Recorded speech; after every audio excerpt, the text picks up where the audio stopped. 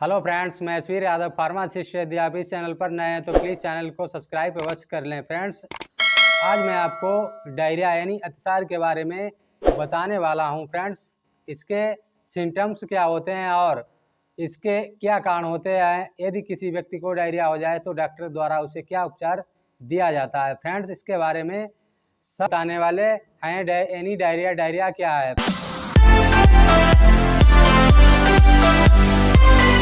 Friends, digestive system की disease में diarrhoea एक भयंकर प्रकार की डिसीज है जो अक्सर खाने पीने की गड़बड़ी के कारण उत्पन्न होता है। इस प्रकार जब फूड को स्टमक डाइजेस्ट नहीं कर पाता तो इस वजह से इनडाइजेस्ट फूड के साथ वाइटली स्टूल का आना यानी डायरिया कहलाता है।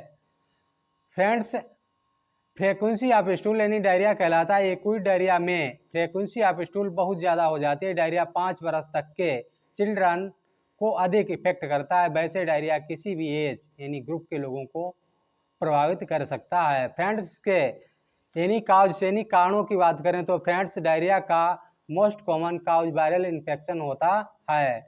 फ्रेंड्स, इसके अलावा कुछ अन्य भी कारण हो सकते हैं जैसे बैक्टीरियल इन्फेक्शन यानी जीवाणु संक्रमण, या एंटीबायोटिक ड्रग्स का साइड इफेक्ट, या कंटेमिनेटेड वाटर या फूड का यूज करना यानी अशुद्ध जल का सेवन, या ओवर ईटिंग यानी पाचन शक्ति से अधिक खाने के कारण, या डाइजेस्टिव प्रॉब्लम यानी पाचन विकार, या इंटेस्टाइन की एब्नॉर्मलिटी कैपेसिटी में कमी, या डाइजेस्टिव सिस्टम से रिलेटेड कोई डिसीज जो कि स्टमक, स्मॉल इंटेस्टाइन तथा कोलन को इफेक्ट करती हो, या लीवर डिसीज यानी लीवर के विकार, कब्ज या निवारक औषधियों के सेवन के कारण, जैसे किसी ने लैक्टोज वगैरह अत्यधिक मात्रा में ले लिया हो तो उसे भी डायरिया हो सकता है।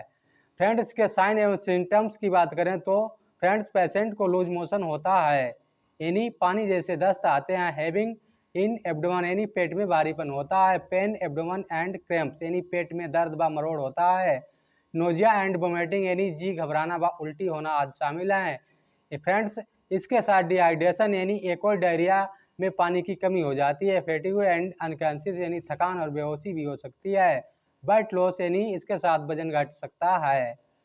फ्रेंड्स, पेशेंट को इंक्रीजेड थ्रस्ट यानी अधिक प्यास लगती है। वीकनेस यानी काफ़ी कमजोरी आ जाती है। पेशेंट का ब्लड प्रेशर गिरा हुआ रहता है।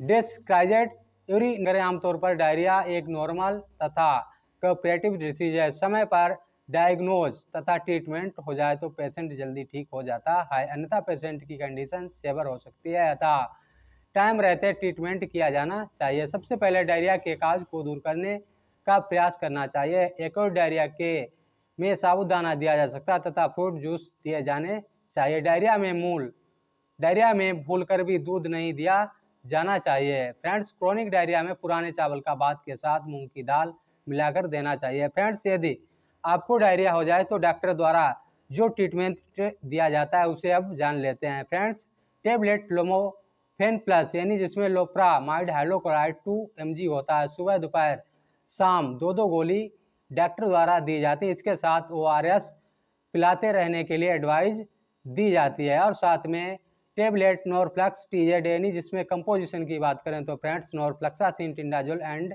लैक्टिक एसिड शामिल होता है। इसे सुबह शाम खाने के बाद दिया जाता है। यदि पेट में दर्द या अन्य कोई मरोड़ हो तो उसके साथ जीरो डोल स्पास टेबलेट जिसमें कंपोजिशन की बात करें तो फ्रेंड्स, स्क्लोफेनाक एंड ड्रोटावायरिन HCl होता है कि पेट दर्द के लिए सुबह शाम दी जाती है।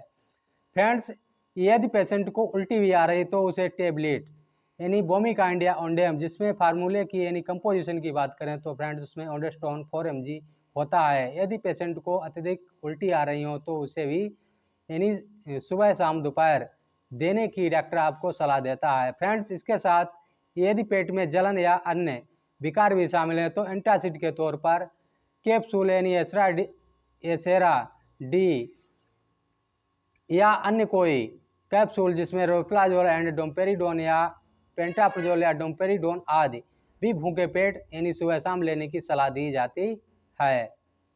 फ्रेंड्स, पानी के ज़्यादा घट जाने हेतु आपको डॉक्टर जीटोट यानी जिसमें कंपोजिशन की बात करें तो फ्रेंड्स, टेबलेट जीटोट जिसमें कंपोजिशन रेसिकाड्रोल यानी 100 mg